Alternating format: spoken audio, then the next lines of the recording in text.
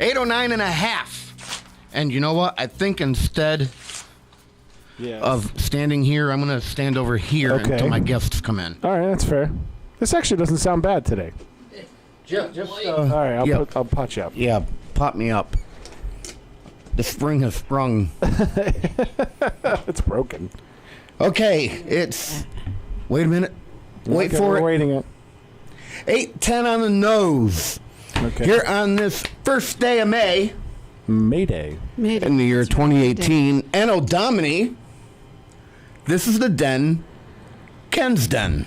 The views expressed by Ken during his monologue are those solely of his own, not those of Westfield State University, the Radio Club, our underwriters, or most sane people. And now... You know what, Pete? What's going on, Ken? I subscribe to a lot of magazines. Yes. And I subscribe to many of them because of this radio show. Okay. Some of those subscriptions cost $10 a year. Some are free. Okay. And the range of magazines I get is all over the place. Mm-hmm. Food and wine. Bon appetit. Food Network. Yes. Cooking Light. We got a trend here. Travel and Leisure. Entertainment Weekly. Better Homes and Gardens. Yes. TV Guide. Yes. Popular Science. There you go. Women's Day. And Red Book. No Condé Nast? You know what? I have Condé Nast listed somewhere else. Okay. Just wait for it. All right. But yes, I do get that one. Sorry. But yeah, you heard me right. Women's Day and Red Book. I have actually used articles or pieces in those magazines on this show. Mm. And some of the recipes in them aren't bad either. Most of these magazines I subscribe to are for my own enjoyment. Some of them I just breeze through looking for something good to use on the show. Mm-hmm. And then there are some magazines I would never subscribe to, even for free. Playboy. Gotcha. Luxury Car. Okay. Condé Nast. Esquire.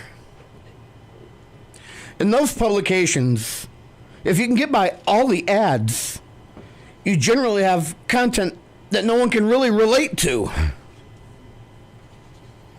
I have a suggestion for these companies. Uh-oh. Combine all of your content into one magazine and call it Oh, no. Cars You Will Never Drive, Places You Will Never Go, Girls You Will Never Date, and Stuff You Will Never Own.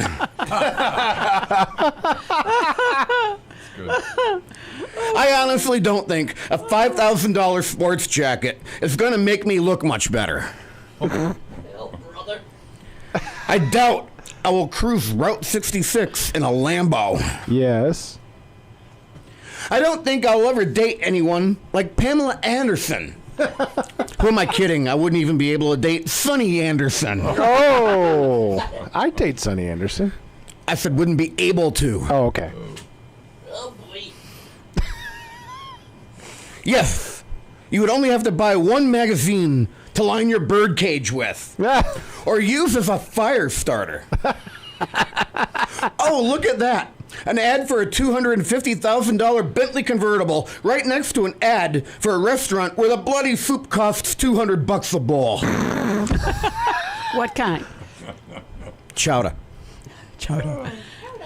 Oh, here's an ad for a $300 cigar right next to an ad for a $5,000 bottle of scotch.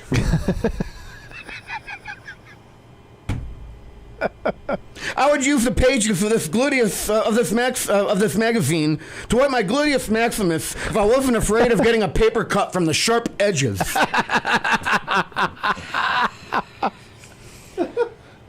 Looking through magazines like that causes nothing but depression. Oh. Why would you want to pay to look at something you can't have? Okay, you do that at a museum, but we're talking apples versus oranges here. This gives me another great idea. a counter magazine to Cars You'll Never Drive, Places Yes. You'll Never Go, Yes. Girls You'll Never Date, and Stuff You'll Never Own. Uh-huh. Let's call it I Hate Reality. There will be special sections like how to get the last bit of toothpaste out of the tube and how to use paper towels as shoe inserts. There would be monthly articles like Never Buy Ketchup Again, the art of saving fast food ketchup packs and emptying them into your own container. And don't waste 3 gallons of water in a flush. If it's yellow, let it mellow.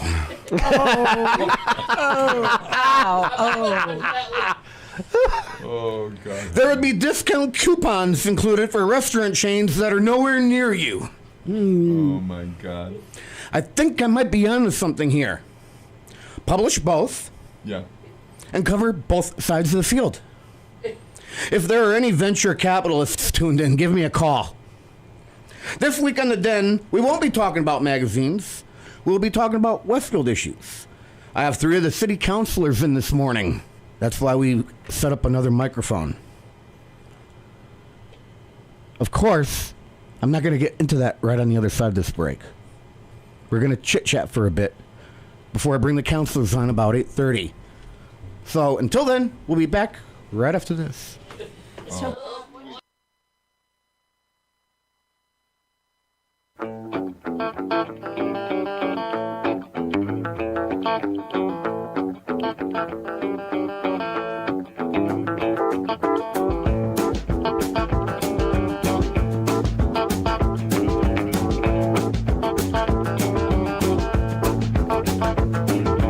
There's nothing that is wrong in wanting you to stay here with me.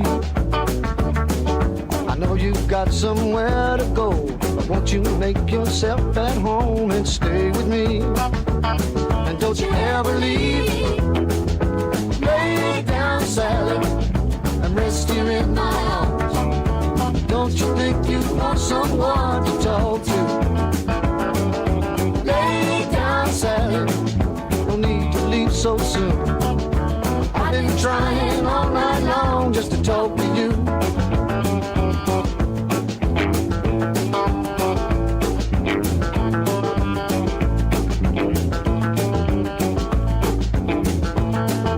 Sun ain't nearly on the rise. We still got the moon and stars above. Underneath the velvet skies, love is all that matters. Won't you stay with me? Don't you ever leave. Lay down, Sally, and rest here in my arms. Don't you think you want someone to talk to?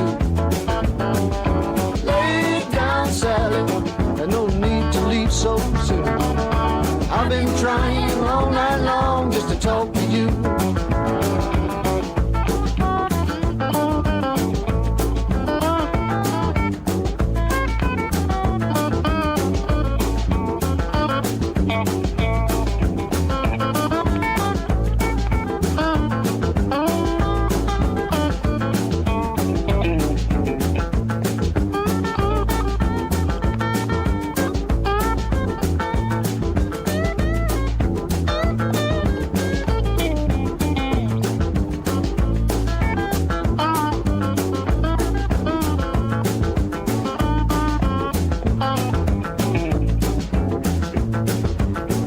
See the morning light, color in your face so dreamily. So don't you go and say goodbye. You can lay your worries down and stay with me. Don't you ever leave. Lay down, Sally, and rest here in my arms. Don't you think you want someone to talk to? Lay down, Sally, no need to leave so soon. I've been trying all night long just to talk to you. Lay down, Sally, and rest here in my arms. Don't you think you want someone to talk to? Lay down, Sally, there's no need to leave so soon. Support for the community programming of WSKB is provided by Comcast and Xfinity.com, offering Xfinity TV, Internet, home phone, and home security services. Information on all that Xfinity has to offer in the Westfield area is available online at Xfinity.com. Support for the community programming of WSKB is provided by Wally Computer Associates, one of the largest technology providers in North America. Headquartered in Southwick, Wally provides all of the products and services that you'd expect from a world-class technology partner to schools, colleges, businesses, as well as state and local governments and agencies. Wally Computer Associates, meeting all of your technology needs. On the web at WCA.com. We thank the generosity of our underwriters. For more information, please contact the Westfield State Foundation at 413-572-8646. Discussions of local politics, events, happenings, and miscellany potpourri. Ken's Den, Tuesday, 8 to 10. Live from the campus of Westfield State University, this is 89.5 FM, WSKB, Westfield. 8:20. It's almost 8:21 in the morning here on this first day of May in the year 2018. Anno Domini. Yes. This is the Den, Ken's Den. Oh, yeah. And there we go. Now it'll work. Sorry. Behind the... We're dealing with our issues this morning. Yeah, I think we're live feeding now on Facebook. Yes, because channel 15 is not working, and I've reset everything that I can conceivably reset from this end. Okay, and we are and we are still archiving. Yes. So I'm going to make sure I get a download of the show before I leave. I'll be posting that up to YouTube, and it'll be out this afternoon. Yeah. So if you are missing the streaming on whistletv.org, or you're not seeing us on Channel 15, check out Facebook, and you can find our live feed. If somebody there. can see us on 15, let me know, because that'll help me troubleshoot. Excellent. If yes. I know WestfieldTV.org is not working. Yeah, 413-572-5579. I think it's a bad cable. If you don't know how to text Mr. Peter Coles, you can fill him in if that feed is actually working. But speaking of Peter Coles, that was him that just walked out of the building, and I think I need to see where my sound level is at. And it's very low. I can barely hear that. I hear you very well. It sounds good on this end. So I don't know what it is or where it is, but I'm hearing you pretty well. So you're the techie guys. As you know, you don't want me doing tech. I'm talking about the output from my laptop. Wait, I want you to know I ran spotlights for 3 weekends, and I wasn't really always having a good time doing it, but that's okay. That's okay. Hey, Pete, am I switched to the right input over there? Yeah. Are you Turntable, sure? yeah. All right. You want to put your monitor on? Okay. All right. Do you want to see what I'm getting here? All right. It's really low. Yes. And my level is up to where it usually is. Okay. Well, maybe there's somebody messed with the preamp down there. Mm-hmm. It may very well could be. Try it now. Yeah, see, there's nothing. Yeah. No, I'm not hearing that either. They mess with the level. I can hear it a little bit. It's barely I there. can barely hear it. So so in the next break, you're gonna need to go underneath the rack there and find the preamp and turn it up. I wanted to use my sound effects during this I understand that part of the show. I can't be everywhere at once. I'm dealing on a couple of fronts here. I know. You know, I can do the Foley for you. If you want me, okay. I can do it. You ready? All right. Okay, You're going to here do we the go. Foley. Okay. So, this is Ken's Den. Ken Stomsky behind the microphone. In front of the console is Kitten of the Keys. Meow. Ready? Kathy was going to be the Foley. Yeah. Sorry. You're upstaging me. Come on. Meow. Peter Coles, Chairman Meow. And my side chick in the studio this morning, Kathy Palmer. She was acting as my Foley artist this morning until I get levels up on my laptop. Sometimes when we leave the studio for a few days, some other people come in and think they know what they're doing, and they don't really know what they're doing. But I know what I'm doing in a few weeks, and I still can't. I still can't wait for it. Uh-oh. Oh, no. I told you about this stuff. and you can't see it right now. Are you going to be in but Terminal B? I'm holding that up because it's going to be recorded. And I told you about this last week. Oh, Brickies at BWI. Yes, you did. I'm not going to Yes, let you this did. go.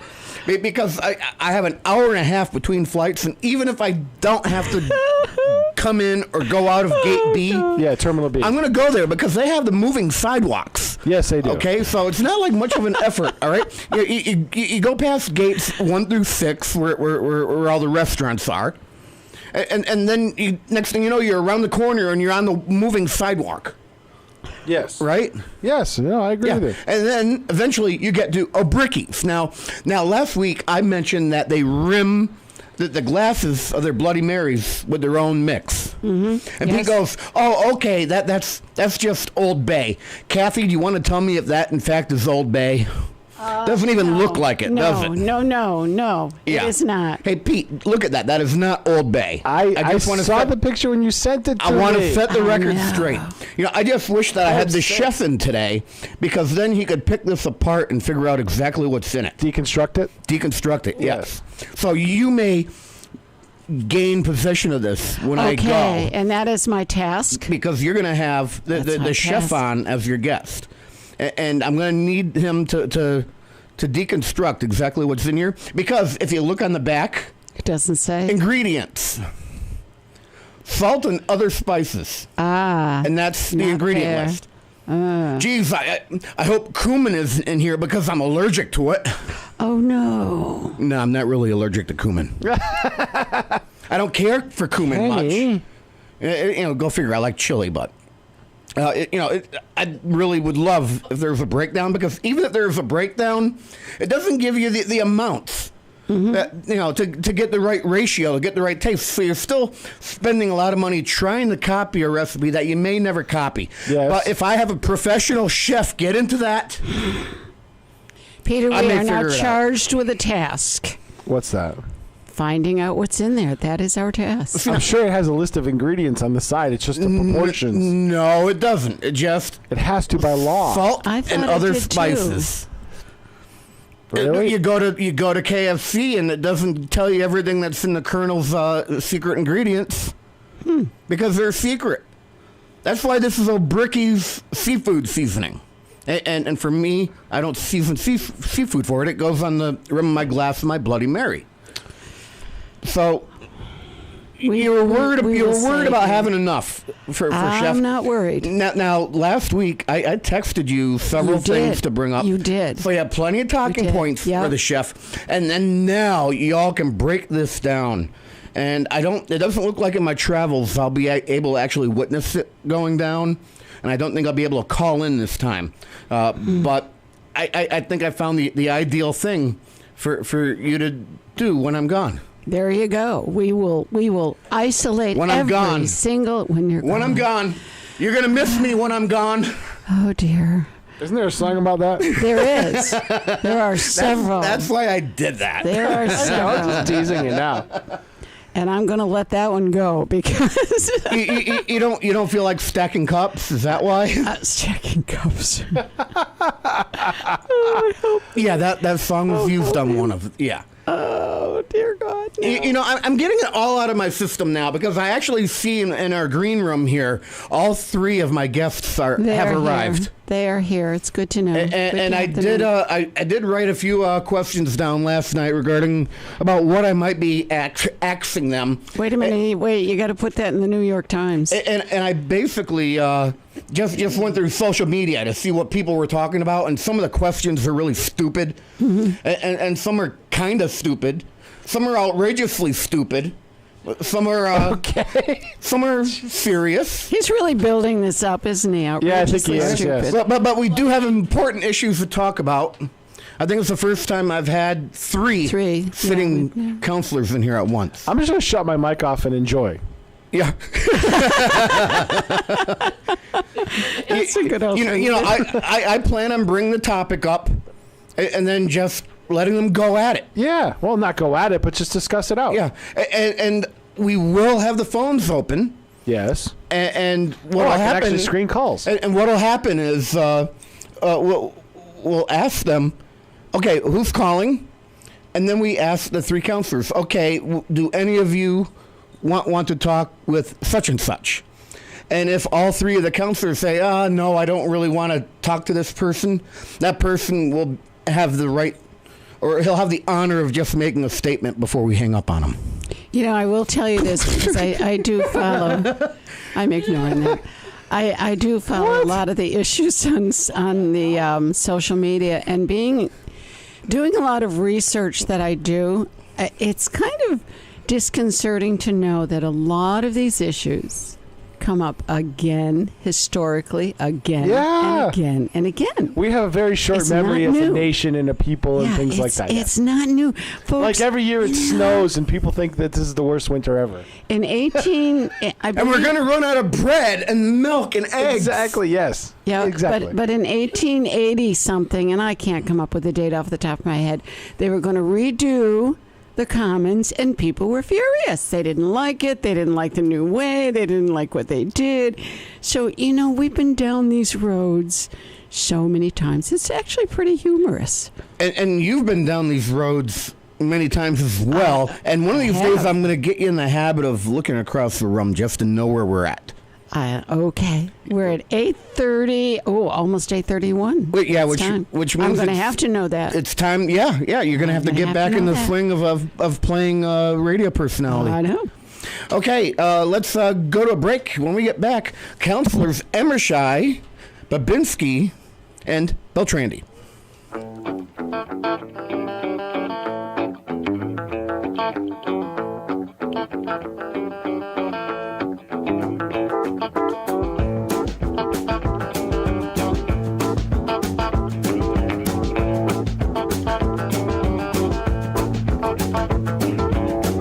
Nothing that is wrong in wanting you to stay here with me.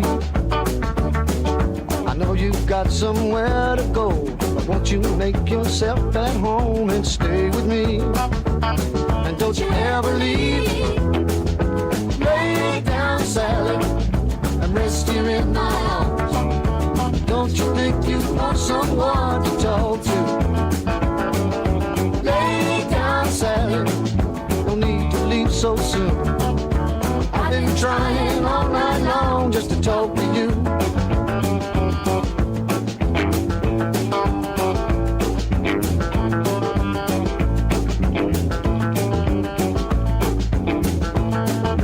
Sun ain't nearly on the rise. We still got the moon and stars above. Underneath the velvet skies, love is all that matters. Won't you stay with me? Don't you ever leave. Lay down, Sally, and rest here in my arms. Don't you think you want someone to talk to? Lay down, Sally, and no need to leave so soon. I've been trying all night long just to talk to you.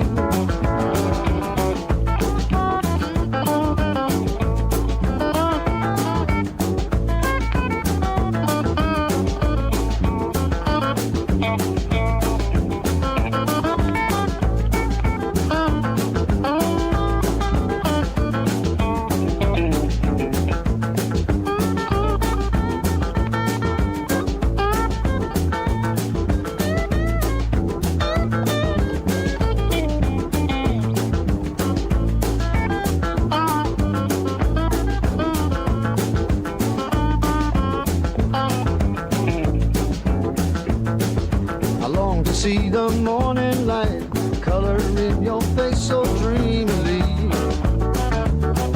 So don't you go and say goodbye. You can lay your worries down and stay with me. Don't you ever leave. Lay down, Sally, and rest here in my arms. Don't you think you want someone to talk to? Lay down, Sally, there's no need to leave so soon. I've been trying all night long just to talk to you. Lay down, Sally, and rest here in my arms. Don't you think you want someone to talk to? Lay down, Sally, there's no so soon. I've been trying all night long just to talk to you. Support for the community programming of WSKB is provided by Westfield Bank. For more than 160 years, Westfield Bank has been an important community presence and commercial leader in the Pioneer Valley. With convenient full banking services in Westfield, West Springfield, East Longmeadow, Agawam, Feeding Hills, Springfield, Southwick, as well as Enfield and Granby, Connecticut, visit us on the web at westfieldbank.org. We thank the generosity of our underwriters. For more information, please contact the Westfield State Foundation at 413-572-8646. Discussions of local politics, events, happenings, and miscellany potpourri. That's what you'll find on Ken's Den, Tuesdays from 8 till 10. Live from the campus of Westfield State University, this is 89.5 FM, WSKB, Westfield.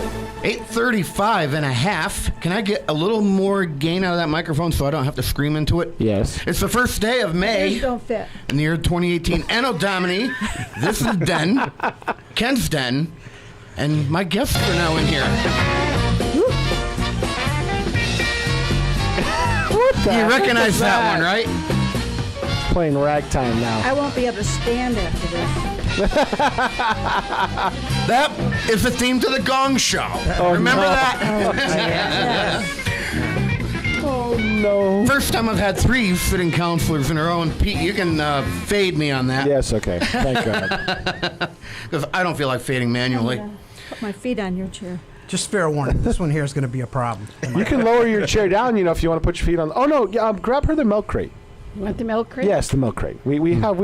Yeah, because you'll have to peel me off this chair. Yeah, we look good. We take care of you around here. And it's not like we're. Good. Hey, that's good. It's not like we're. There you go. See. It's not like we're smart enough to figure all this out before we go live, right? Well, I didn't know she was having a problem until we went live. Yes. See. I was going to... In the house this morning, and I know Marianne has listened to my show or watched it a few times, but she's never been on it. Yeah. These other 2 gentlemen have. She has somewhat of a clue as to what to expect coming out of me. I'm not laid back, and it's not high pressure like some other things here in town. Yes. But in his house this morning, City Councilor Ward 1, Marianne Babinski, at-large and City Council President John Beltrandi, and at-large Councilor Matt Emmershy. Good morning, councilors. Good morning. How's everybody doing? Hello. Fair to Midland. Okay. All right. I know that place. It's about to get better. And I say fair to Midland. To a lot of people. I've actually been saying that for about 30 years. And now and then I'm looked at like I have two heads on my shoulder. People never heard it before. And I'm like, fair to Midland. I mean, come on. Yeah. And I'm not showing my age because that was out way before me. Right, yeah. But it went out of style. But, Ken. I think that saying is the cat's pajamas. I mean, there I go. The cat's pajamas? I don't think I got I've never heard of that one either. You never heard of the cat's pajamas? Yes. No. Oh, okay, Marianne has. Cat's meow. And I have no cat's clue. meow is pretty much the same as cat's pajamas. Okay. You're the cat's pajamas. Yeah. That's all good. Great. Yeah, notice I'm not saying anything, Ken. I'll just be quiet. It's funny because I say a lot of times mercy buck-ups. Merci beaucoup. Merci beaucoup. That was an old Miss Piggy comment. Oh, yeah. And it was. people look at me and they go, what? And I say, don't you know Miss Piggy? And they look at me and go, who? I once worked with a retail sales manager who used to say mercy buckets. Mercy buck-ups. Yeah. That's Miss Piggy. Yeah. Yeah, and your recipe is in the bag instead of saying receipt. Yes. Yeah. Yes. All right, we promise the show's going to get better. Yes. Hey. This is where I relax you and get you unstressed and then I come at you. Actually, I'm not coming after anyone today. Good. Actually, Pete's fully Well, I relaxed. need He's a on the If floor. anyone's going to come after you, I'm pretty much out now. If anyone's going to come after you, it'll be people calling in. If they want to call in, Yes. 413-572-5579. And again, we will be asking who's calling, and we will ask the counselors if any of them want to address them. And if none of the counselors wish to address the caller will be able to make a brief statement before we drop the line. Okay. All right. Oh boy. But And off we go. I did go through social scared of media middling. over the past day or two to look at topics that have come up. And some of the topics, as I mentioned earlier, are stupid. Some are really, really stupid. Okay. Some are kind of serious. And some are very serious. So I just kind of collected them all and wrote them down so I'd remember what I saw on social media. And when I say social media, I'm talking about Facebook. So this is the opportunity to quell any bad rumors or correct any misinformation. Because I have 2 or 3 listeners out there. What is and we want to figure things out. What is Facebook? Ooh. So I'm not going to play any sides here with any topic. Let's start off with some things that I have actually seen on social media. Marianne, did you want to go somewhere before I dive into this? What do you mean? You want to say something? Yeah, is there No. anything you want to get off your chest? Okay. There's a book. I was just showing him. Oh, a book. A book of faces. Okay, I got you. All right. So, one of them, it would be nice to see something done on the Cross Street property. All right. Been a lot going on or not going on there for 6 years now. Thoughts from each of you on that? We'll start with Marianne. I agree. Well, there we go. Yeah. Well, Next topic. Well, something just last week was brought up regarding that property in the council chambers, wasn't it? Yeah, Councilor Alley, actually, if I may. Go ahead. Councilor Alley put forward a motion to rescind the bond for that and also to investigate restoring the property back to some type of playground status. And that's probably going to move forward. Now that the legal part of it is pretty much done, it's time to get it back.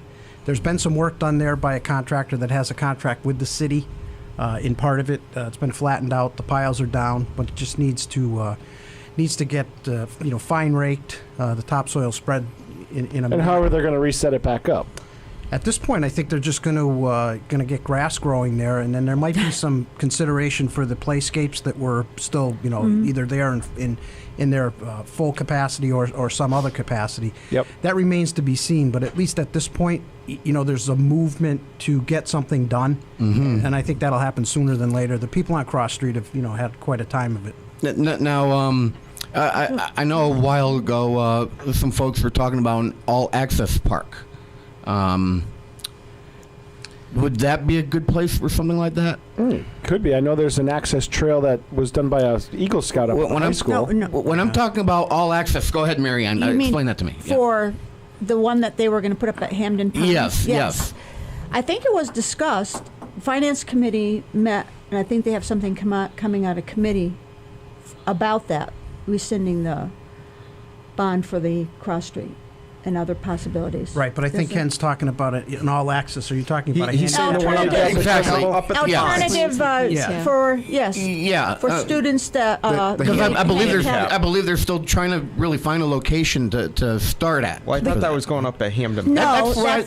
I think that they could not get what they needed to have that happen. So Yeah. they're looking for another place, and that might be. That it's centrally located, Yes.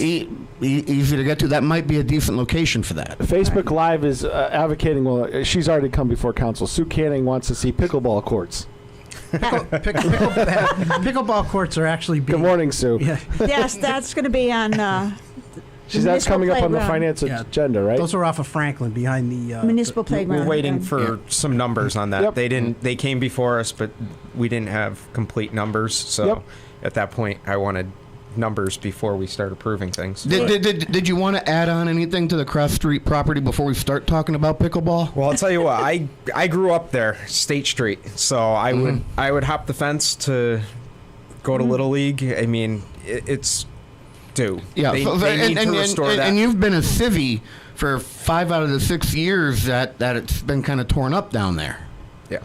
It needs to go back. I did see a trailer with a 3-point hitch rake, so it looked like they were getting ready to do something. So if we need to spend a little bit of money to try to fix it up down there, is that anything you're for or against? I'm for it. Okay. We need to get Yes. that back. All right. And of course, one of the biggest things now is pickleball. our competition over in Springfield on a radio station that rhymes with Nacky. You could say they're called. You know what? We're really not in competition. They're commercial. We're not. Okay, wacky. All right. One of the hosts was mentioning that he may want to actually move to Westfield because we're considering putting in pickleball courts. And we're looking right now at the municipal park for that. Yeah, I can speak to that because I was in a meeting with the mayor and the recreation department and the engineering department for the preliminary part of that process.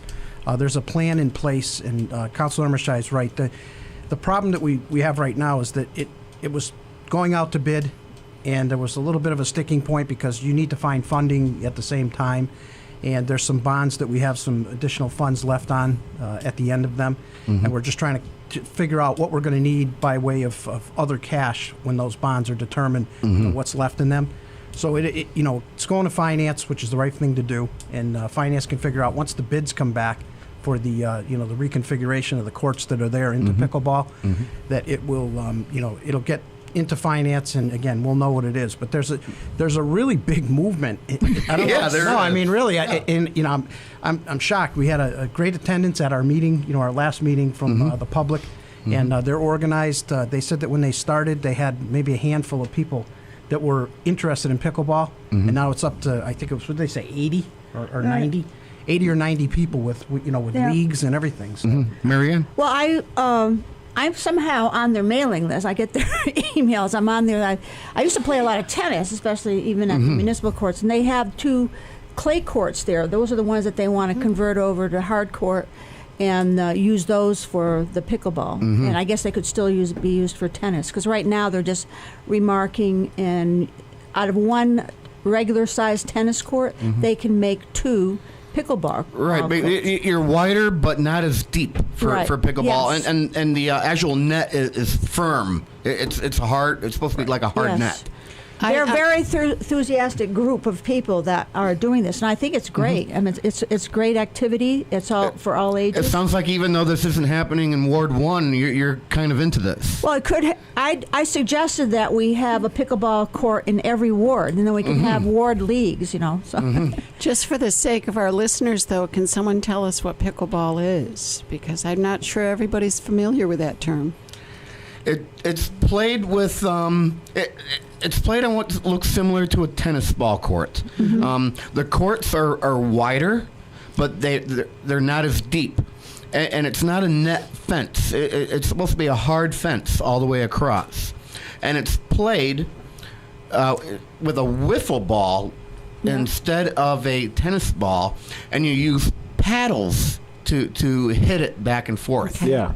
It's another invention of the YMCA that basically invented volleyball and basketball. I think it's kind of a combination of tennis and racquetball and badminton and a little bit of all that combined in there. Hey Pete, I have to apologize. There's a Facebook debate going on about pickleball. It's kind of funny. I'm watching it in the comments section. Well, the other thing too is let's not lose sight of the fact that what they're doing is repurposing those courts that aren't that don't get used a lot. They're not being used. So I mean, I see a little bit of tennis going on there, but not enough to fill all the courts. Yeah. Well, I think the schools use them. Some of the high schools use those courts to play on. But the thing with clay courts, which are there, I love playing tennis on clay. It's much kinder to your knees and your joints. I bet it is, yeah. And it's fun to play on. And but there's a lot of maintenance involved in that to upkeep. If you get in place, East Hampton used to have clay courts, and they had somebody in the Park and Rec that got in there and was willing to take care of them, because you have to water them down, roll them, and all that kind of stuff, and replace the clay periodically. So hard court is less maintenance, but they'll get used, and this is the good news. I wouldn't know what it's like to play in either type of surface, because I attempted it when I was young, and boy did I suck, and I just lost all interest in it. I could not play tennis at all.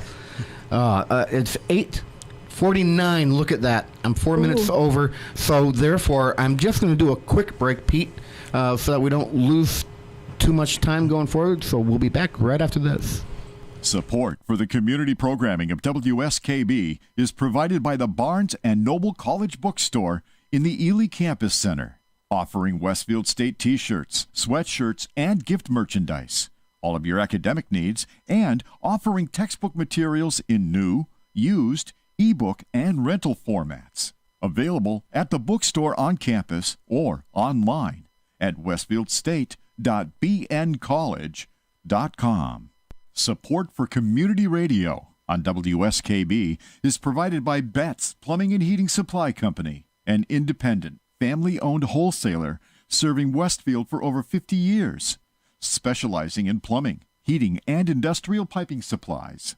On the web at bettsplumbing.com or at 14 Coleman Avenue in Westfield. We thank the generosity of our underwriters. For more information, please contact the Westfield State Foundation at 413-572-8646. Friday mornings is something different on 89.5 FM. It's JP's Talk About Town. Community Radio. 89.5 WSKB. Live from the campus of Westfield State University. This is 89.5 FM, WSKB, Westfield. 8:50 and a half. We're back on the air. When we got to sit here. Side conversations going on here. And it always happens when people are not wearing their headset. It was terrible. So once you have your headset on, you'll and No, Kathy I will didn't know see this for sure. Once she puts her headset on, she'll know that I've been blabbing for about 20 minutes or 20 seconds already. Well, there's two shows going on. They're not giving up yet. I know, huh? Yeah, you know, sometimes our conversations during breaks are more interesting than what comes out when we're live. We do have somebody calling in, and I will ask either. He's identified himself. And it's the same person who identified himself 2 minutes ago? Wrong number? Yes. Okay, good.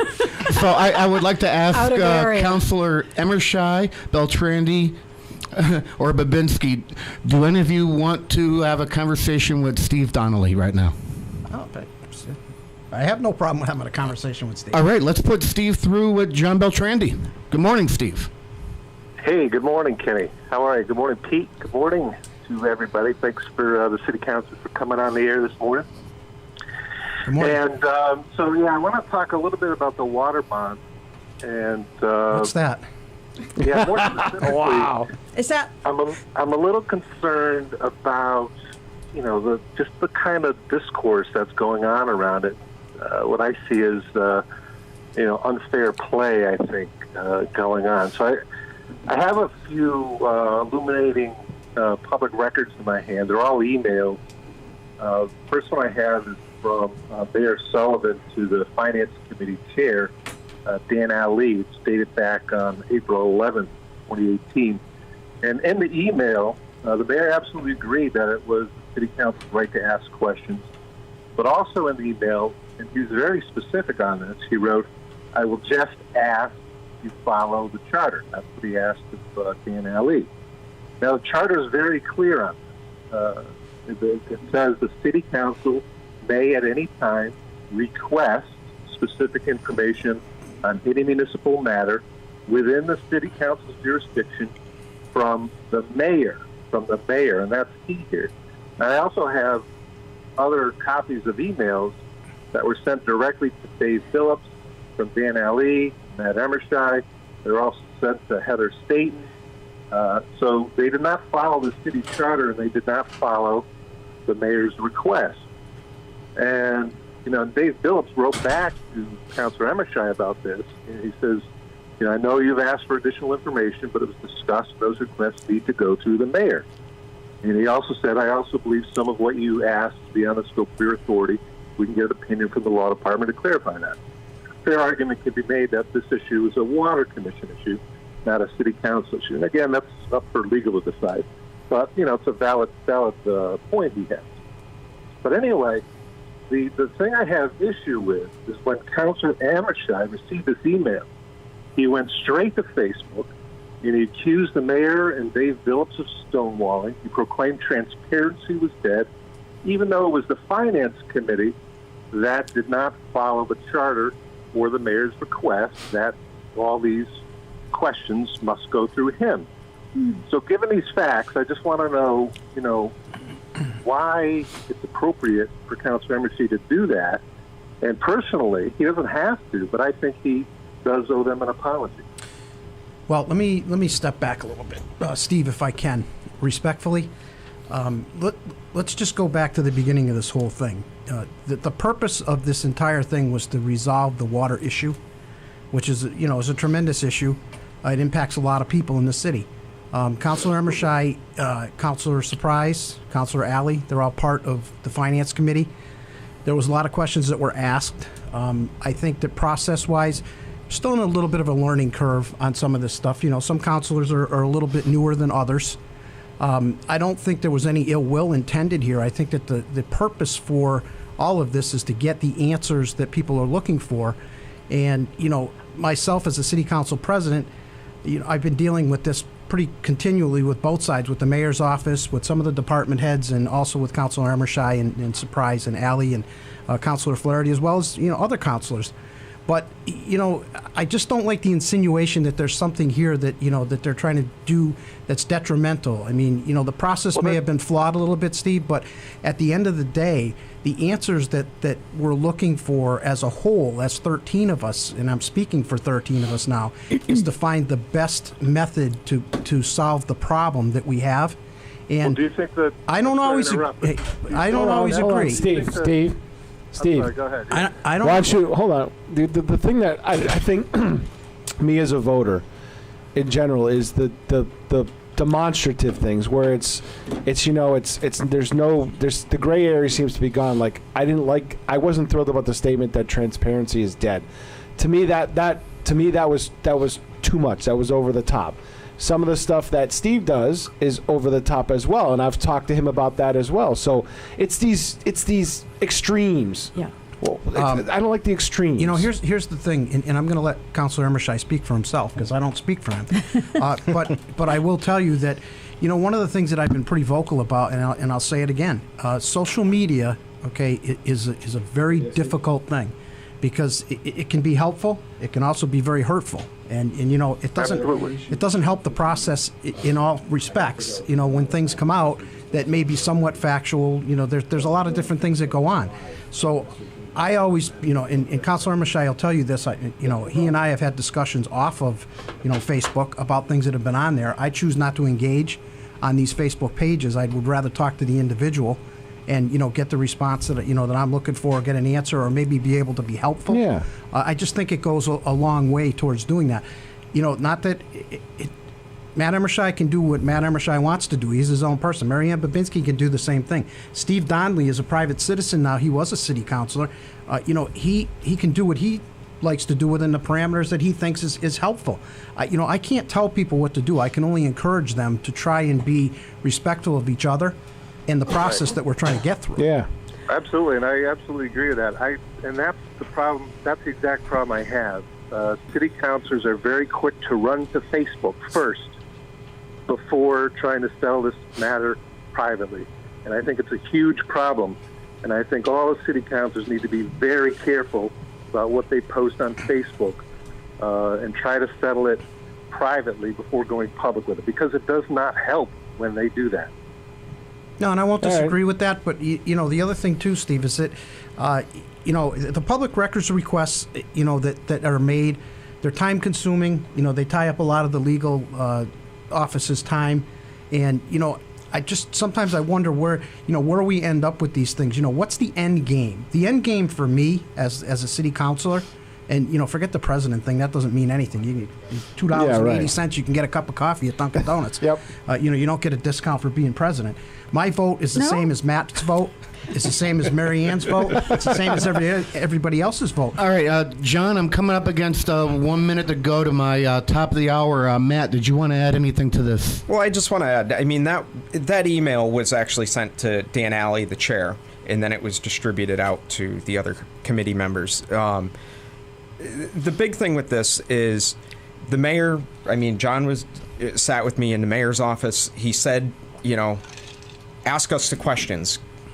What do you want to know?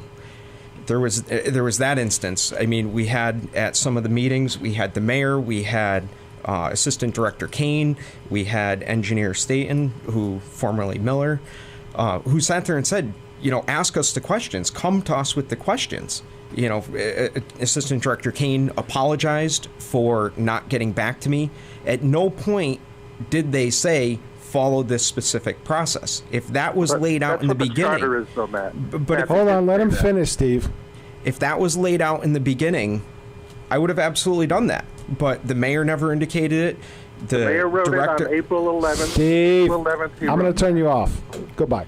The director, the assistant director, and engineer Staten never stated to do that. At that point, once that was stated, we proceeded to compile the questions, and it was sent off to the mayor. I mean, Yeah, that's fine. Again, this is a procedural thing, right? But it, in no way, I don't think there was any intent to do an end around or anything like that. I mean, I think that the answers that they're looking for, you may not get all the answers. You may not like the answers you get, but at the end of the whole thing, we're all trying to find out the answers to these. And that was, I just want to be quick. At that point, when I sent stuff directly to the engineer, she responded to me later on and told me to contact the DPW director. So I turned around. I had that stuff. It was supposed to go through the chair, so I had the chair send it out, and I'm following the procedures that they want me to follow. It's just a matter of ironing that out. Okay, Go ahead. Well, I'm just going to say your problem is you're speaking to a chair, inanimate object. Don't get any answers. I'm sorry. Chair of Finance. I have a comment on that too, but I'll do it later. And I happen to have it right in front of me. There we go. We will be talking about the water later on. Yes. A little more. 9:01 in the morning, WSKB Westfield. We'll be back right after this. Support for the community programming of WSKB is provided by Bay State Dental. Comprehensive dentistry at 14 convenient locations in Springfield, Chicopee, Longmeadow, West Springfield, Belchertown, East Longmeadow, Ludlow, Northampton, Greenfield, and Wilbraham, as well as 29 Broad Street in Westfield. Bay State Dental makes it a priority to help you achieve and maintain the healthy smile you deserve. On the web at baystatedental.com. We thank the generosity of our underwriters. For more information, please contact the Westfield State Foundation at 413-572-8646. Friday mornings is something different on 89.5 FM. It's JP's Talk About Town. Community Radio. 89.5 WSKB. Live from the campus of Westfield State University, this is 89.5 FM, WSKB, Westfield. 9:02. It is the first day of May in the year 2018. Anno Domini. This is the Den. Ken's Den. Ken Stomsky behind the microphone. In front of the console today is Kitten of the Keys, Chairman Meow, Peter Cole. Wait, that was my job. The Mary Mixmeister of May. I no longer need my side chick to be my Foley artist. I've been replaced by technology. Because you are, and all I have to do is push a button on this piece of technology. Side chick Kathy Palmer. Another job lost to technology. Okay, there you go. So far, I thank you for 1 hour of your life that you can't get back. We have 1 more hour to go. I have councilors Babinski, Beltrandi, and Emmershy in here. We're going over some statements, some comments that I've come across on social media. So we're going to start making our way through the list. Later on, there are 2 important topics that I don't want you to think I've forgotten about. I'm just saving them to the end. I'm making it so that my listeners have to wait. Oh, don't tease them. Let's just jump right into it. They're gonna have. Guess what? Ready? They're gonna have to wait. He's pushing for ratings. Go ahead, Pete. Throw it out there. It's rabbit season. I mean, it's budget season. Budget? No, wabbit season. Not that. It's rabbit season. Well, something that we do budget for is road repair. Why haven't, and this is what I've seen posted, why haven't I seen the new fancy pothole repair machine out? It doesn't have a broken element. I heard somebody said it had one of the elements was broken or something. Yeah, from what I understand, one of the heating elements is broken. From what I understand, they've ordered that part. If it's not already in, it should have been. That was discussed, I think, at one of your finance meetings, wasn't it? No. It was not. Okay, well, I think it was discussed at the meeting between the mayor, Dan Alley, and myself. Then I was in a conversation, but news to me. Yeah, Dan Alley had asked that question, and I think that the mayor had indicated that part was either on its way or had already arrived. I can't tell you where it is and how often it's been out or hasn't been out. I saw it out early winter. I know I saw it because we've seen it before. We just haven't seen it lately, and this is just what I've seen on social media. There are a couple of hardballs coming up, but y'all deserve some softballs. I put it in perspective though, because Westfield has either its top 5 in actual road miles of any municipality in the state, and there's never. I mean, road construction is expensive. Yeah, and I want to stay on the road repair for a second or two. Mary Ann, Ward 1 has a lot of roads and a lot of long roads and a lot of roads that need work. What kind of progress do you see going on over there? Well, we just got some potholes patched on Root Road, and that was near the Hampton Village. That's a road that's come up a lot for travel. Well, it's got a lot of traffic on there. I remember when that was a dirt road. When I grew up, that was a dirt road. Horse and buggy? Do you really want me to gong hit myself? No, okay. If you would, I was going to give you the buzzer. You drive. I've driven around a lot of the roads that I get calls about. I ask because I really don't have much reason to traverse around Ward 1, so that's why I'm asking. I mean, I've been, heard about roads like Pachasik and Prospect Street and Prospect Street Extension. North Road is a big issue. Russellville Road, not that bad this year. A couple of years ago, there was no way to avoid potholes driving down that. But I think we have to be realistic. Living in New England, I've driven outside of Westville, and I've driven down some pretty nasty roads that are not anything to do with Westville and our responsibility to fix them, but it's just a problem that a lot of communities in New England have, and even in Western Massachusetts. And the councilors and the city know where the problems are. It's not like they aren't aware of them. They're everywhere. If people, and we try to do the best that we can to bring that attention to the DPW and the people who go out and fix the roads. I just had, some of them are caused also by the plowing that's done during the winter months. I just had a call to fix a sidewalk. They aggravate the problem. They don't cause the problem. No, they don't cause it, but some of the repair work, I'm saying that the damage that is done, not necessarily the potholes. I think we talked to the construction guy. I get speeding questions and pothole, and maybe we should keep the potholes, and then you wouldn't have a speeding problem. That's what I said. I call them inverted speed bumps. Yeah. Past Mayor Dan Knappich used to say, I don't care if my street has potholes. I have young kids. People will slow down. They do. Yeah. Matt, I've seen some improvement in the roads in our neighborhood. Some repairs going on.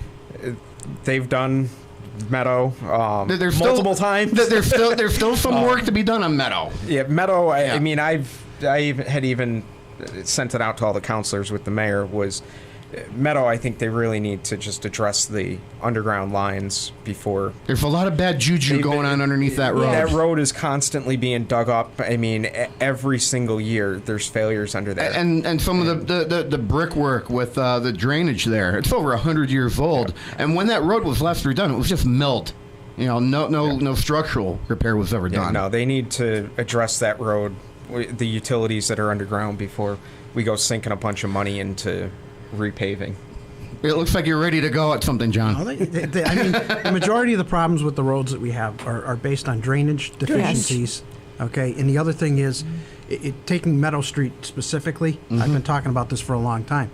There's been a tremendous amount of work done on Meadow Street, and a tremendous amount of it wasn't backfilled properly when they did the repair work, subsurface, and that comes back to haunt you later on. Because it sinks, right? It may take a year, it may take a couple of years. When it starts to depress because of compaction issues, that's where you get these, I call them whoop-de-doos. Whoop-de-doos. And this is where, have we committed to this policy yet? Yes. I read it a while ago. It's like cutting a 20 by 20 foot square and properly compounding it and patching it properly. Well, we discussed this before, Ken. When Councilor Jim Brown was Ward 2 councilor, he had proposed in council requiring a contractor to put a patch from curb to curb when he worked in the street. Right. Oh, really? Okay. Yeah. And he and I sat next to each other, and I passed a note along to him, and I said, you and I need to have a conversation. And the conversation was simple. I said to him, I said, here's the deal. If you put a hole in the middle of the road, okay, Yep. you don't backfill it properly, you don't compact it properly, and then you pave from end to end on Yep. that, a year from now, you're going to have a hole in the middle of the road with a patch that goes end to end. Right. Now, I can tell you from experience in dealing in the town of West Springfield, the town of Agawam, city of Springfield, certainly, okay, there's requirements and documentation which we have now adopted at the DPW in Westfield over the past couple of years. The permit process for doing work in the road has changed to the extent that you're required now to put the road back in a condition that it was. You found it? Right. And the compaction and the material used in the compaction is such that it will compact and it won't sink. And in a lot of towns, you know, if you've got a road that's only a few years old, within 5 years, they require you to do infrared patching, you know, so that you get... So like what we're doing, what the thing that the city has. Correct. Yeah. And if it's done properly, then that surface of the road, I mean, we've done work in Agawam. They required it, and every patch in Agawam, you're required to do infrared patching. And it makes a tremendous difference.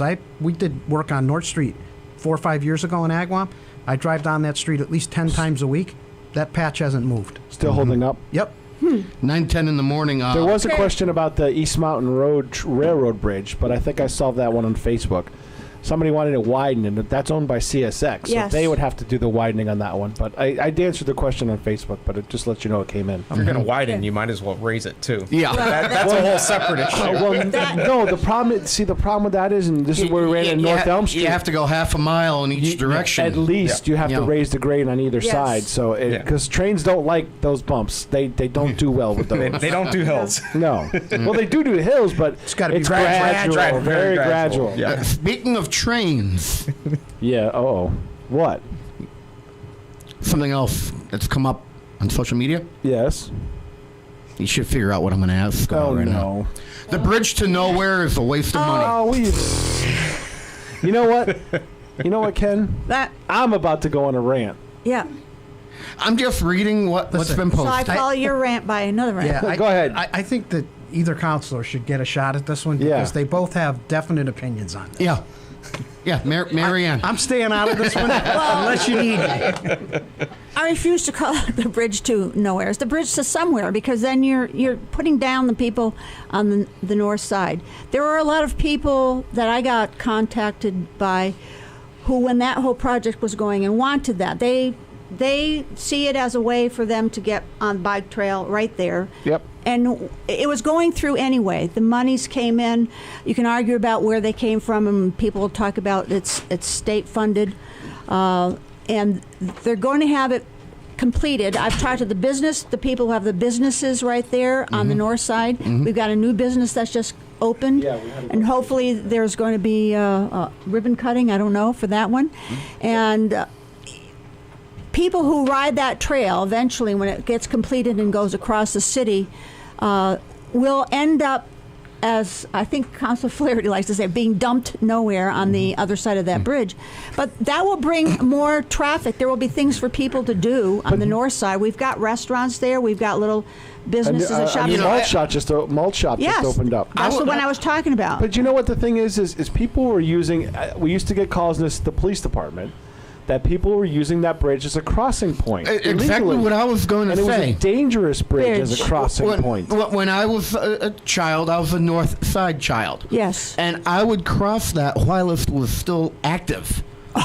Yeah. Yeah, the trains were slow enough, and I was young enough. I could make it from one side to the other and not have an issue. But we get regularly. You're I mean, a rebel. a couple of summer at least, either people jumping off of it, which is not a bright idea, or they'd be crossing it. And people were concerned for their safety. Yeah, as that bridge sat dormant for years and years and years, I can tell you that there are spacing in between the railroad ties, or there were on that thing that.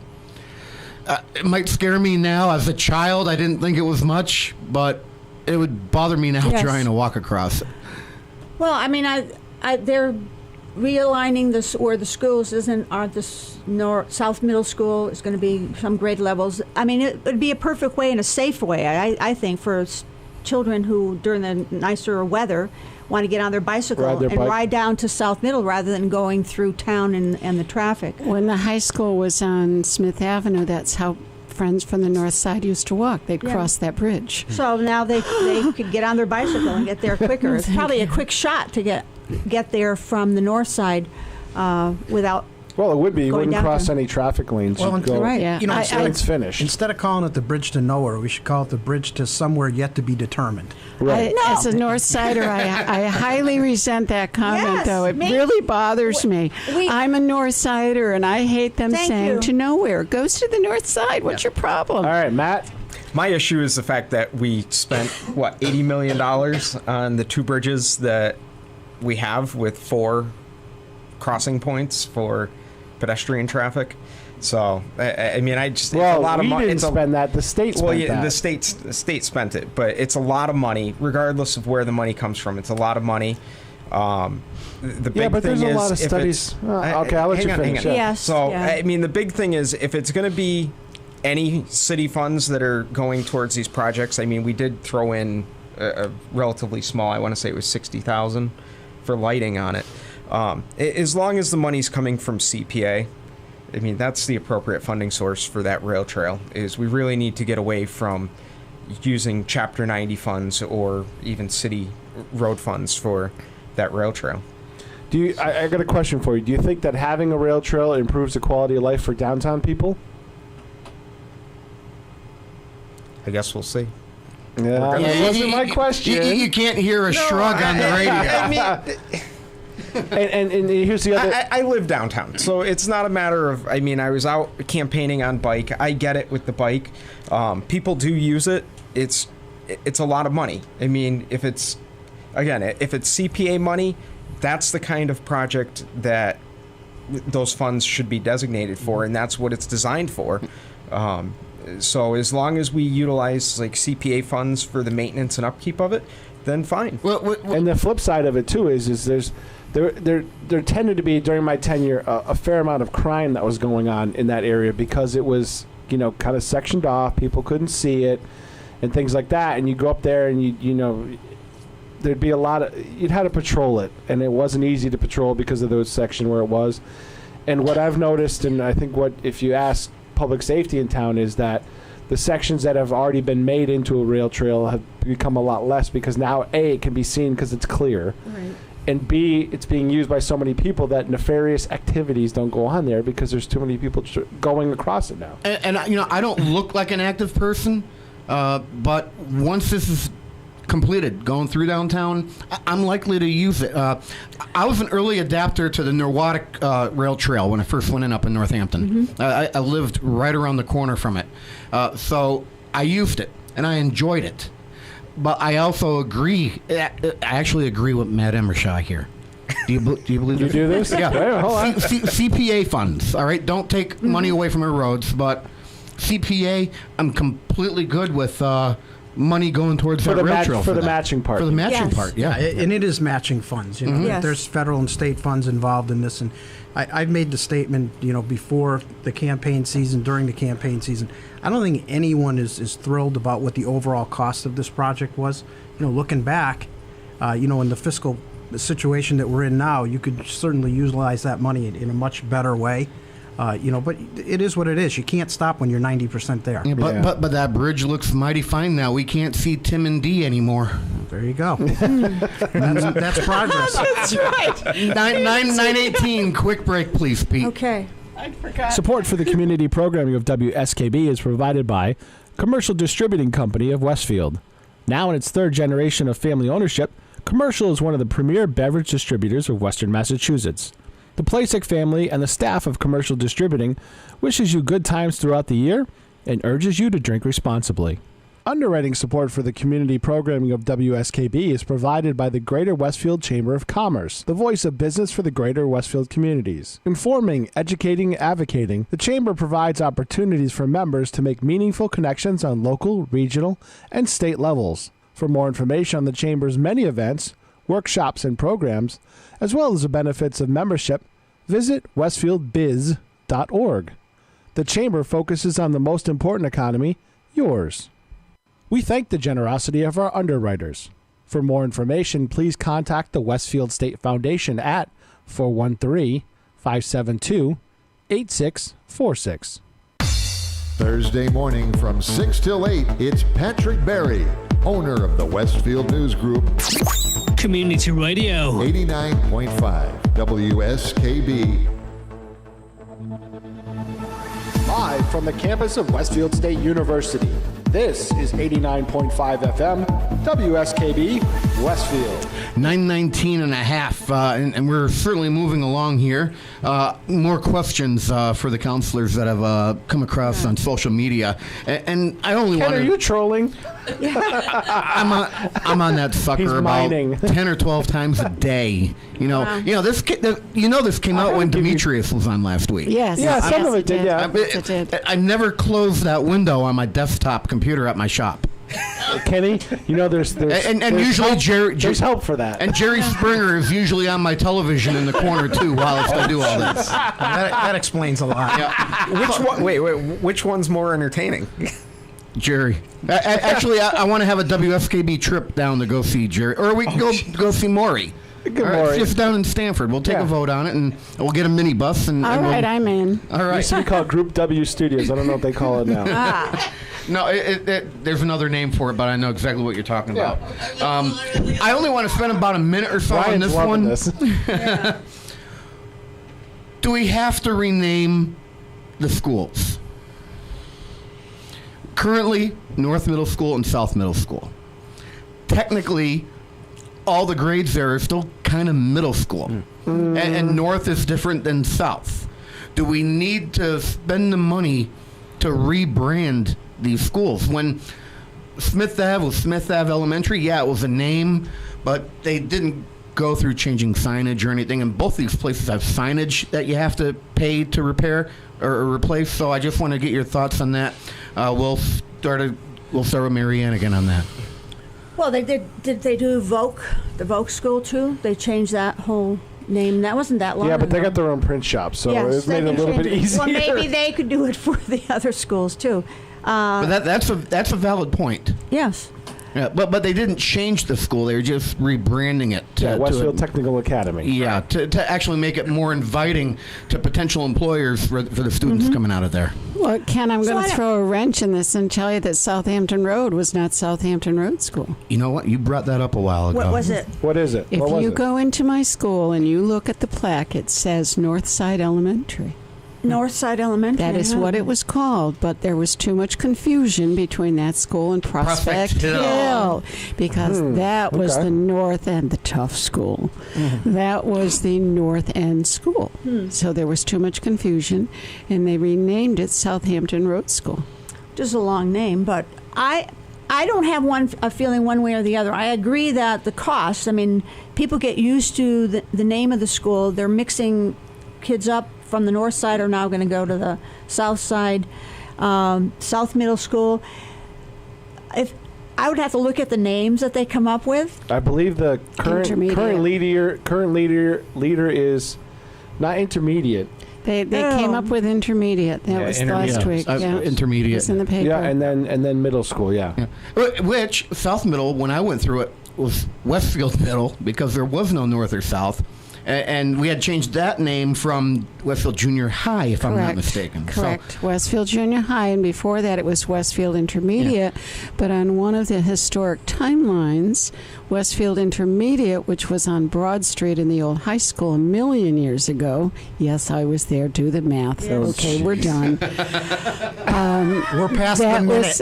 We're past your minute that you were going to spend. It was an elementary school. It was listed as Westfield Intermediate Elementary. Don't ask me why. I have no clue. I think the other thing was for years there was a North and South baseball. There was North and South this. There was North and South that, and they want to try to do away with the North and South part of it.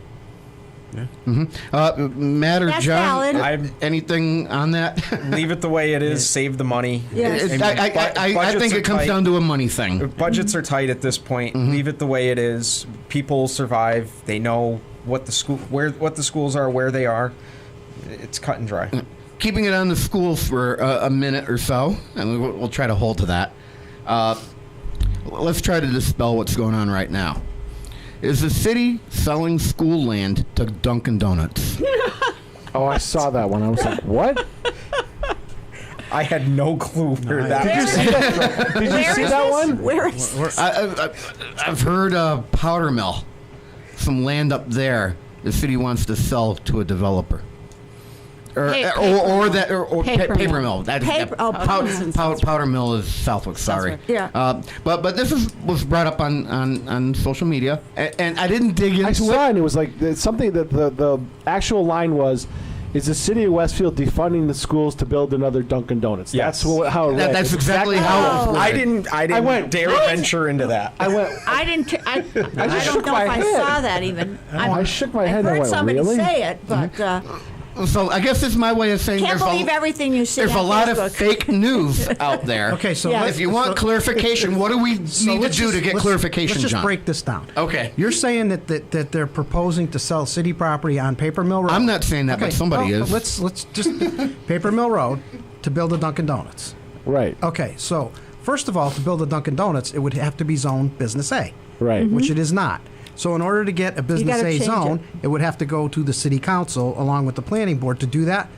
I can tell you what the chances of that are.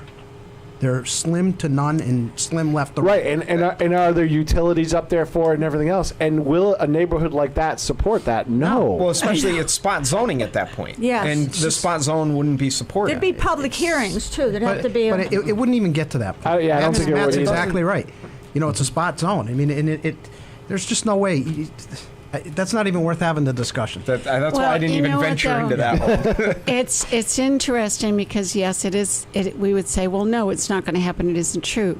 But I think Kenny's point, and it's a very good point, is to get out there that it is silly misinformation. Yeah. And we need to get that out It would as be- much as the important stuff. And what would be the proper way to clear out a rumor like that or false ignore information? it, because you ignore it, but well, you're still it going to be flies. curious about it. So It how flies. does one go about confirming or debunking? putting it on the radio and saying, no, this is Or wrong. look on the city. city GIS it's website. You know, look I at think it was the just- agenda for the planning board.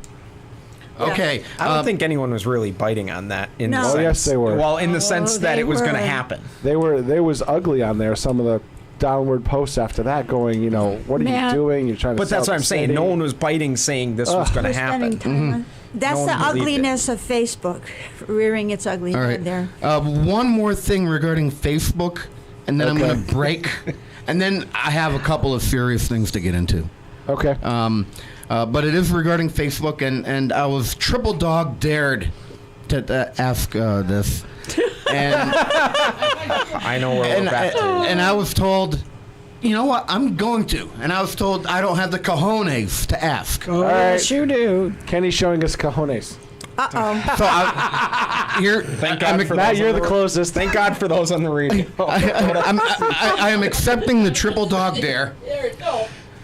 Have any of you seen the Westfield City Council news page on Facebook, and what are your thoughts? We'll start with Matt. The what? The Westfield City Council news page, and I see what you're doing there. It's nonsense. There's no other way to put it besides nonsense. It's agenda driven, and that's all it is. I mean, essentially, it's a smear page that's designed to look legitimate. I mean, we have the council president here who's even said that it doesn't represent the council. It's an agenda by a scorned former councilor. That's all it is. All right, and I know that John has taken a stand on that, so I'm going to save him for last night. Mary Ann, have you had any? No, I think I saw John's comment, wondering what the heck that was about, Okay. and that was it. I am taking a sabbatical from Facebook, actually. I don't blame you. Probably not a bad thing. I was told, for health reasons, that is hazardous to my health. Are you having some mental instability because of all of it? Well, because of things like you just mentioned before. I Yeah. mean, those kinds of things that happen, the threads that happen, they go on forever. It's a good tool to get information out there, to share things with people. Had questions, I remember last year or something, whatever, that people had concerns about, is there fluoride in our water or whatever. You can share a link to the SETI website where there are questions that are stated, frequently asked questions. Is there fluoride in our water? The answer, no. So they don't know where some of those documents, that information already is available to them up on the website. So those are the kinds of things I think are important to be able to share to people and educate them and show them how things work within the city, where they have access to all of that stuff, even the zoning ordinances, what the city charter is. It's all there. If they don't find something they want, I have sometimes put my number there. If you have a question, here's my number, call me, or here's my email address.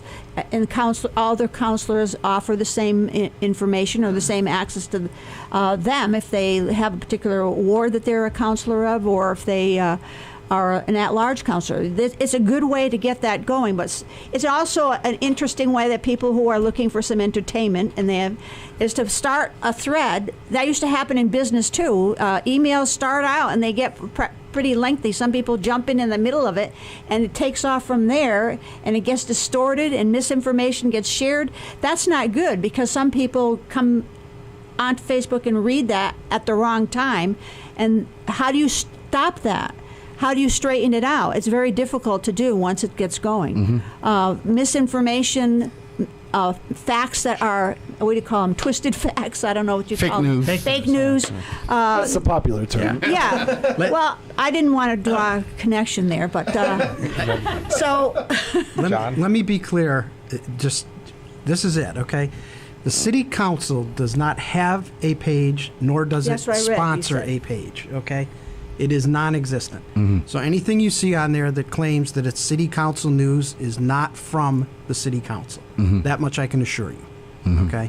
So, and that's the end of that completely. That takes care of it. That brings us to a good place. 9:31. Quick break, please, Pete. WSKB's programming is generously underwritten by Whip City Fiber, Westfield Gas and Electric, where they offer gigabit internet speed. Whip City Fiber, turning Westfield's neighborhoods into fiberhoods. On the web at whipcityfiber.com. We thank the generosity of our underwriters. For more information, please contact the Westfield State Foundation at 413-572-8646. He rules the roost on Thursday from 6 till 10. It's Patrick Berry. Community Radio. 89.5 WSKB. Live from the campus of Westfield State University, this is 89.5 FM, WSKB, Westfield. 9:31 going on to 9:32. Sue Figgy brings up a very good point on the Facebook chat. Yes. Saying that if you got an issue with something, you should talk to the department involved. Like if you got a pothole problem, call the DPW. And then if you don't get satisfaction from said phone call, either contact the mayor's office or your city councilor, either ward or at large. That's how I used to tell people all the time when they complained about potholes on the forums, I'd say, did you do a C-click fix or did you call the DPW? The answer would normally be no. And I said, well, they don't read the page, so they're never going to see this, ever. C-click fix. It's a wonderful tool. It's an amazing beautiful. tool that the city has utilized. The ability to track these issues and for residents to it's a see work what's ticket going system. on. Yeah, it's a work ticket. You see where it's handed off from one person to another. Yes. But the fact that people are able to see that, it's great. So one of the state programs that was really good because the city it was a state program and the city adopted it, and they adopted it wholeheartedly. And I think it's wonderful actually. And the button that leads to it, you can either search C-click fix or you could click report a concern, and it brings you to the page. They actually have an app for your phones too. And she's talking about the button report a concern. That would be if you're on the city website, homepage, which is cityofwestfield.org, cityofwestfield.org. But believe it or not, if you search in your app store for C-click fix, there actually is an app you can download. Even take a picture and attach it to it. It's a state initiative. Yeah, it is. Absolutely. It's Yeah. not just the cities. It's the city has adopted it. Yes. It seems a lot of folks. Big sigh. Well, he's. You hear the gears shifting? Yes. Yeah. Okay. Well, you know, Pete knows how I am. He knows how I react on the radio. And I'm just looking here. I've got the actual C-Click fix on my Android here. Yep. I used to have the Massachusetts one on here, but I don't need to use it anymore. So it seems a lot of people are against an industrial park above our aquifer. That's the new one, right? That was just kind of Cabot Road. Okay. Now, Mary Ann, that's your ward, so I'm going to come back to you on that. I want to hear thoughts on that from the other councilors right now. Let's start with Beltrandi. Okay. It's a piece of property that we acquired a number of years ago, and we own, and has been off the tax rolls for a number of years. Mm-hmm. There's a plan in place. There's some monies being put forward by the state for permitting, to get this thing up to the, basically, for lack of a better way to say it, a shovel-ready situation. I know Councilor Babinski is, I can't say she's anti-development because I don't believe that. I just think that she's got some concerns, and, most of them are, they have some validity. But, we also need to keep in mind that if we're going to move the city forward and create a tax base, we have to look for ways to do that commercially, industrially, not so much residentially because it's a drain on the rest of the services with the residents, but that happens too. But we need to be able to do things that make sense on these industrial parcels. Let's keep in mind that, that was slated to be a dump. Yep. Okay, it was permitted at one time to be a new city dump. 86, 87, 88, somewhere around there? It was George Feralis. I don't. Yeah. Is this something where Got the permit. Is this something where you have to look globally at the entire city instead of just focusing down to one area? Like the benefit of one area over a global benefit to the city? I think you need to look at it as a whole. You can't just, pinpoint one area and say Cabot Road either is good or isn't good. There's a lot of areas around the airport that, are developed that have sites that are available for people. But moving forward, you have to look to the future. We are blessed and cursed at the same time with a bunch of things, okay? We have a huge land mass, okay?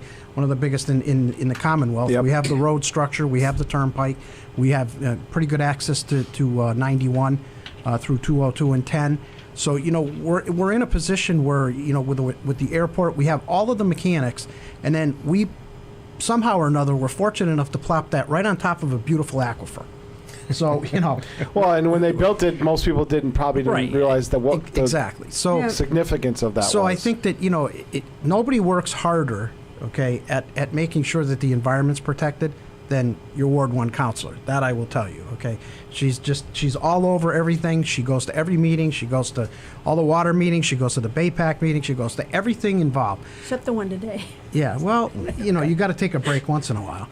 But No, I have another meeting. So, look at my other job, okay, is that I am a developer and a builder and a contractor by trade. So, I have to put the development hat on and say, in order for us to create a tax base, we have to attract development and we have to be able to put it in. It needs to be responsible and respectful to the environment. And there's things in place to do that. We talked about it last night. You had a meeting last night. There are requirements for things to go in, even things that don't have, oil products or gas products. All the drainage is contained. Everything, goes into oil water separators. There are, stops in place for any kind of spill that would happen in the event, an oil truck or something. So there are things in place that can help with the development process, but it's something that we need to look at and we need to keep moving forward. Mm-hmm. Matt, where are you with the industrial park being located over off of Cabot Road right now? Well, for that particular spot, I'm absolutely opposed. I sent an email last night to the state right before the time closed for input on it, and at the end I had included in there that if this was, for instance, the park off of North Road that remains undeveloped, he wouldn't be seeing that email from me. My big thing with that location is, and both of them are over the aquifer, but that location there, Geosphere in 96 identified that we could draw over 2 million gallons a day out of that site. So yes, it was going to be a dump. But the neighbors in that area on Cabot Road I spoke to them. Their wells are 400 to 500 feet deep. Their water is clean. It's PFAS free. We have the same size water mains. You used an acronym. What does PFAS mean? The firefighting foam chemicals from the Okay, I make the school department do it, so I'm not letting you get away with it. Fair enough. We all do it. Fair enough. Are you trying to imply something, Ken? So, anyway, If you take it that way. to keep this rolling, so that site, I mean, it's where it's positioned. We have the ability to do that. We have clean water sitting under that site. It's our only site that they identified on the north side that could produce that volume of water. So, for that reason alone, I don't want to see us develop over that, especially when we already have other industrial parks in the city that have open space. So, and the money that the money coming from the state, that it's essentially a loan. I mean, it's listed as a grant, but that money upon sale is to be repaid to the state. So the Westfield taxpayers will ultimately be picking up that bill. And that tends to be glossed over a whole lot here. So when we need to factor in that we're on the hook for all of these expenses right now to make this site shovel ready. But on top of that, we're also taking the last clean water site on the north side of the city, and we're going to pave over it and put a warehouse in. So it does. It sounds like, and I'm not Wait a putting minute. words. Hold on. Go ahead. Oh, You want to jump in? I'm coming to her on this. Right, okay. I Okay. promised her. I promised She's her. a big smile came across her face there. I just want to see if you're for or against an industrial park anywhere in the city, and it sounds like you are. You're for an industrial park, but not in that location. Strictly because of the clean water and the volume at that one location. Thank you, Matt. Mary Ann. Whoa, okay. The problem with this is back in 2010, that land up there was rural residential. And I was not on the city council, but with the neighbors on Sabrina Brook, who are plunk in the middle of industrial property right now.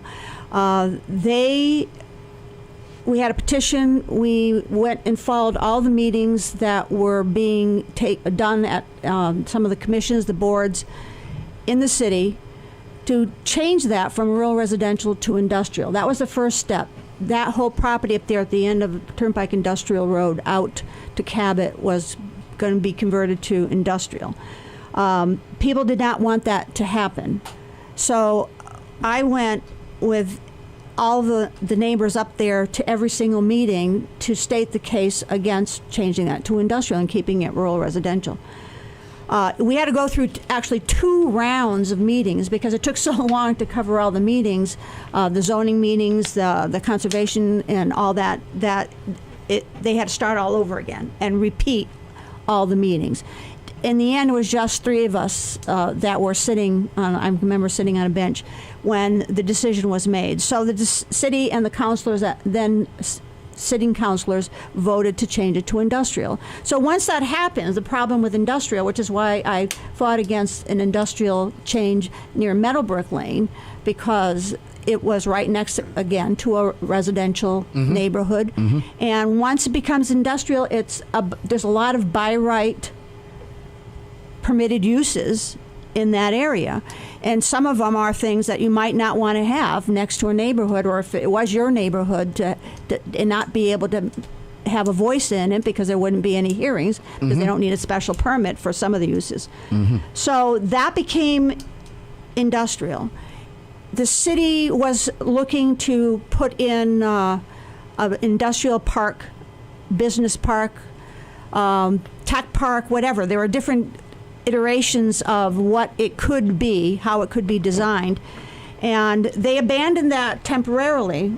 They changed their focus from that particular piece of property over to the airport. If you remember Airport Industrial Park, which is where Gulfstream is, they put in that whole big entrance and the stone wall and that. There became issues with that. That's over the aquifer too. And there's lots of wetlands there. So the focus came back to the industrial park at Cabot Road and Turnpike Industrial Road. They have a plan. A few years ago, I think I'm not remembering exactly, it's either 2016 or 2017, it's probably 2016, that there was a proposal, a resolution to do more with that area, to concentrate on it again, and to give the mayor the sole control over how the property would be dispersed.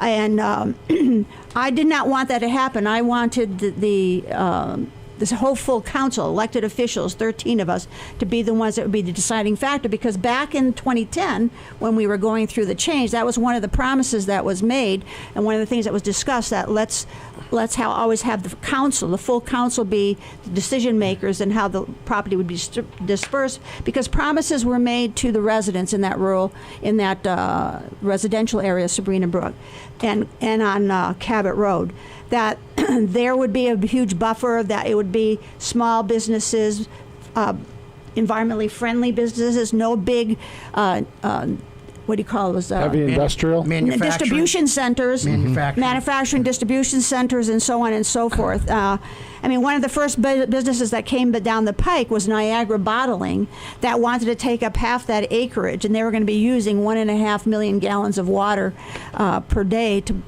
bottle the water and then truck out of there. They were going to have 70-something tractor-trailer trucks more. And if you've driven around that area, even the Turnpike, the Jug Handle, Root Road, Arch Road, Lockhouse Road, the traffic is getting terrific there. Let's put it that way. You know, we were sold that all that work on getting rid of the toll booth was going to make that more efficient to get through. And no, because now the lights are out of sync. Not happening. Well, anyway, so that was a story for that. But the thing is you fight those battles, and arguments are made, and the vote doesn't go your way. This is something that the people have to face up there. I don't like the term shovel-ready. I always wanted it redefined. I've been at other meetings with state legislatures and everything, and when they get asked that question, do you believe in shovel-ready? They say, you define for me what you mean by that, because it means different things. Right. What I don't want to have happen there is what's happened in some areas, some communities, where shovel-ready means they're going to go in, they're going to pave it, they're going to put in electricity, water, everything. Utilities, yeah. Everything. All the infrastructure. Like if we build it, they will come. Well, we don't want to destroy the land up there or the trees, take down those, unless we have a bona fide business that's coming in. Okay. So I would like, if that's going to happen, you can try to do what you want, and hopefully the MIPA review will get a lot of comments coming in, and they will take those into consideration. But you have to actually face reality. I mean, we have businesses in industrial areas that are over the aquifer in that area. And yes, I would like the city, to be able to use abandoned buildings or spaces that already were industrial parks. The one over on North Road. No, it's not. It's where Home Depot is. I got a comment from Steve Warsaw that just threw it out there. Says, tie-in bond has been mentioned that the Cabot Road property has issues with dropping a well due to its close proximity to the Twist Street dump. Well, I was going to add that. And the fact that that's unlined. I was just speaking I had a long conversation with somebody who is a hydrogeologist who was involved in that study in the 1990s, with some residents, to determine what the aquifer was there, because the city, there is an aquifer there. They haven't defined it as a recharge area. The state doesn't recognize it or say that we have to protect it. We're trying to do that with the Natural Resources Committee. We're looking at seeing if we can do something to declaring that, whether it's not necessarily a Zone 2, but it could be a variation or another protected area, secondary protected area. That comment about, I brought or had the discussion with this particular, that there is an unlined landfill just to the south of that. Yeah, it's pretty much adjacent to it, isn't it? There's lots of stuff that it's on the other side of the turnpike too. Yep. So, but it's very close. And if you start drawing water from that, will it accelerate a process? It could pull it. He commented, yes, that could happen. We don't know in that time period whether or not we have, there's more pollution in that section of the aquifer than we think there is. Well, and then the other question, and this is probably for Councilor Beltrandi, is it more cost efficient to build a new building or to try to rehab an old building? Because I know we talked about reuse. Depends on the use. Yes. You know, that's a question that you can't answer because, you know, there's many different uses for different pieces of property. I don't know if you're familiar with the Bowles Park property in Agawam, their industrial park, which is off of Silver Street and Shoemaker Lane. Yep. If you take a ride over there, we do quite a bit of work over there for a lot of the companies that are there. And it's a nice park. I mean, it's well designed, it's well put together. I think it has very minimal impact on the environment. You know, like most people don't know that there's a power plant sitting right in the middle of that. It's right across the street. Yeah. Yeah, right behind Lucia Lumber. And do we have to charge him now for advertising Lucia? No. Okay. No, we're good. Just don't say it a third time. Okay, perfect. No, but that industrial park, I hate to call it an industrial park because I think of it more as a business park. Yeah. Yeah, it really is. That's a very attractive piece of property. And you know, in my mind, you know, looking at that, for me, that would be the ideal situation is that, you know, a low impact, minimal impact, you know, well-designed, spacious, you know, not everything jammed in there, but it's a business park. Right, because I know that one of my friends is an accountant. He's got a space over there. Yeah. You know, Rosati's got his sand pit over there. Yep. You know, things like that. There's all kinds of different There's a mixed industrials use in there. over there in that whole area. Yep. You know, you've got golf course there. You've got, you know, there's all these different things. But the park itself, when you drive through there, there's a number of businesses there that have minimal to no impact on the environment at all. Yep. Okay. So Go ahead, Matt. I mean, if we're going to build this and lock up that site, I mean, at that point, we're relying for the entire north side water on 4 wells that are contaminated. So at the same point, we have Holyoke water. I mean, I've spoken with Councilor Beltrandi about this. I mean, Holyoke has a 20-inch main under North Road. Was not disclosed by the water department. I've come across this talking with Ty and Bond, talking with the general manager of Holyoke Water. You know, for years, there's been people saying, you know, Holyoke gets some of their water from us. No, they in Southampton they have Ty Carmody Reservoir. Okay. It's a 13 million gallon per day reservoir. Holyoke is utilizing 40% of that, so just over 5 million gallons per day. Out of that reservoir, they want to sell us water. There's two ways. Ty and Bond, Everybody wants to make money. to sell you water. Everybody wants to make money off of us. Well, Holyoke. Well, the issue is Holyoke. Their water usage is declining. The city's broke. I mean, they're at their Prop 2.5 limit. The only way they can bring in more revenue is by more businesses or selling something.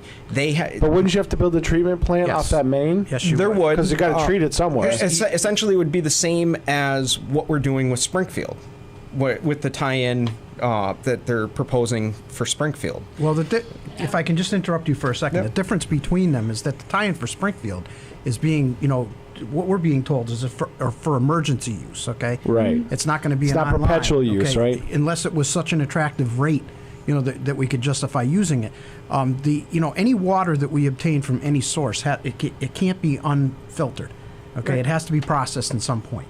So in the 20-inch main, Matt, that you're talking about, I've been told, because I asked the question yesterday, and, you know, I'm going to verify this. I've been told that main doesn't come close enough or doesn't serve the area in a way that is, you know, conducive to doing what we want to do. I can't say that that's absolute, but that's what I'm being told. So, you know, I'd like to explore that. Well, Yeah, I have mean- some information on that. tie and It Bond comes through your said- word, so. Well, I'd like to see all the facts and the information and all the details and the plan and the cost, everything spelled out about what's going to happen up there if you're going to go in that direction. That years ago, when the power plant was going to come into Westfield, they needed water. They needed to use 2 million gallons of water per day. Sure, they were yeah, going to get to it from generate the steam. Westfield, but they and Holyoke offered them a better deal, so they were going to do that. But there was an issue with the pipe, with the connection that they were going to have, and there was a whole big bunches of meetings that took place with the State Water Commission. In fact, Southampton fought to stop that from happening, the Interbasin Transfer Act was put into effect, or they had to get around that to be able to make that connection with Holyoke. And they weren't close enough. They were going to have to buy more land to be able to connect to it, and there was trouble with the pipe. But the power plant was going to be willing to fix it, to be able to get to what they wanted to have happen. Because that's the deal with this pipeline, is that their water, as you mentioned, as Councilor Beltrandi mentioned, is not treated. It's got fluoride in it. We would probably have to treat it, even though you think not that we wouldn't have to. There might have to be even a water treatment plant up there to work with that water. There's breaks in the filter plant. There's breaks in the pipe that would have to be repaired. So whether that would be more cost effective or not, or more costly than what we're trying to do already, is a big question. So you can't just throw these ideas out and not have a little bit more study done on it to present the information, because we can't afford to wait any longer. I've got about 2.5 minutes left here, and thank you for kind of bringing it over to the water from the industrial park, because that's where I was going. And I think it goes without saying right now, everyone in the city council chambers wants us to have safe water here in town. All right. I don't think there's any. We all want that. Correct. Right. So it's a matter of It's just getting there. which approach. So each of you will have 30 seconds. That's all I have left. We'll start with you, Matt. Okay. So my big thing is the Holyoke water was a break even when we were looking at less than $2 million to filter 7 and 8. At this point, we're up to $7 million on that, $9 million on 1 and 2, plus we're looking at millions now for 7 and 8 carbon changeouts. I want to see us explore all of these options, have all of the information before we move forward with this bond. Excellent. John. I think I've been pretty clear that I think we've done the process. I think we've gone through the process. I respect beyond belief the work that Councilor Emmershy and everybody else has done. It's Andrew's surprise. I just think that the people that we hired, the people that are giving us advice, and the engineers and the water experts have come up with a plan that is the most effective plan for us at this time to clean the water and distribute it to our people safely. And that's basically where that's where I sit on it. Okay, Marianne. I'll use some of the 30 seconds to say ditto. Yes, I think that we have pursued, with this length of time that we've had since the first time the bond came up for a vote, is that some of these other options that were offered up are not going to happen as quickly as some people have proposed that they would happen. For example, the Root Road thing and dropping a well up there. Even the Holyoke situation, we could be getting into a more costly expense there, and time-wise too, because some of those projects may take several years before they come to fruition, and we already spent time, 1.5 to 2 years, on getting wells 7 and 8 up to and running. And most of the people that I've talked to at the Mass DEP or even the BayPAC, we need to get the water filtered. We need to get more volume going to the north side. We can't limp along on one well as we are doing now. So we're ready to go with 7 and 8. That seems the most reasonable thing to do at this particular point in time. If you want to investigate something else. Excellent. Did you hear that? Yes. That means we came to the end of another Ken's Den. Thank you for 2 hours that you're never going to get back. I encourage you, if you have questions or issues with water here in town, get in touch with your counselor, either your ward or at large. Your contact information is on the City of Westfield website, cityofwestfield.org, cityofwestfield.org. Next week, Dan Paquette from the Athenaeum. 2 weeks after that, I'm out of town and Kathy takes over. She'll have Chef John Slattery. And when I return, William Gumlaw will be in the studio for the first time. Thank you, counselors, for coming in. Thank you. Thank you for having my listeners and viewers. I'll catch you next time.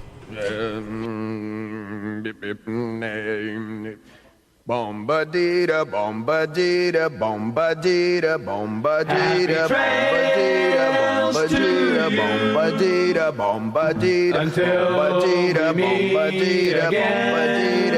Happy trails to you. Bombadita, bombadita, Keep smiling until then.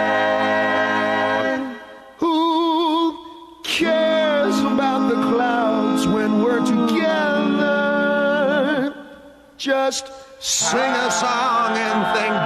sunny weather.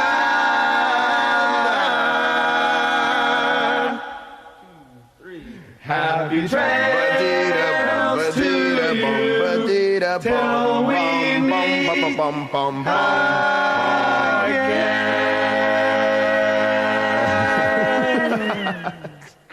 Support for the community